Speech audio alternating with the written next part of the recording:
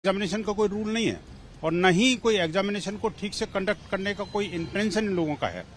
आप देखिए कि जो पूरी तरह से कवर्ड महिला थी, जो बुर्के में थी, उसको बड़े आराम से जाने दिया जा रहा है। उसकी तो चेकिंग तक नहीं कर रहे आप। और आपको लग रहा है कि कुंडल में से, बाली में से, पायल में से और कड़े में से या चूड़ियों में से नकल का सामान ले जाएंगे। इनकी बुद्धि पर भी तरस आता है। लेकिन बात बुद्धि की नहीं है, बात है सरकार की नीतियों की, बात है सरकार की मानसिकता की।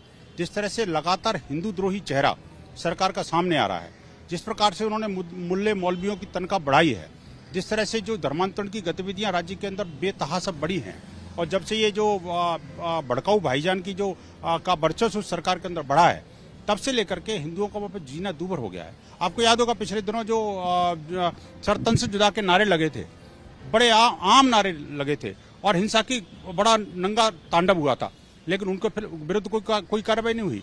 और उसके विरुद्ध एक नेता ने अगर कुछ बयान दे दिया तो उस पर कार्रवाई हो गई।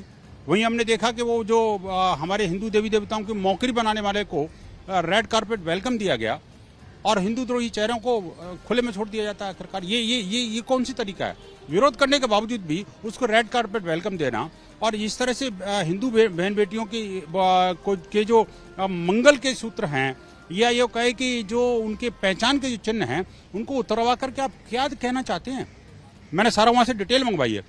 उस डिटेल में जो उनकी पब्लिक सर्विस कमीशन की जो एग्जामिनेशन के जो रूल्स हैं, उस रूल्स को पूरा एक एक डिटेल में पढ़ा है। उसमें कहीं कंगन का जिक्र नहीं है, कहीं कांटे का जिक्र नहीं है, कहीं ईयरिंग का जिक्र नहीं है, कहीं पायल का जिक्र नहीं है, लेकिन उन सबको मंगलसूत्र का कोई जिक्र नहीं है। उन सबको उतरवा लो और बुर्के में पूरा कैद होकर के आप अंदर क्या छुपा के ले जा रहा हो, दैट इज ऑल वेलकम।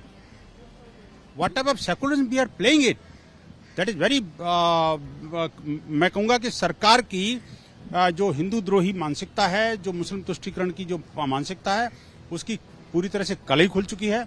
अब सरकार को जो है इस बारे में जवाब देना चाहिए और हिंदू समाज वहां चुप नहीं बैठेगा।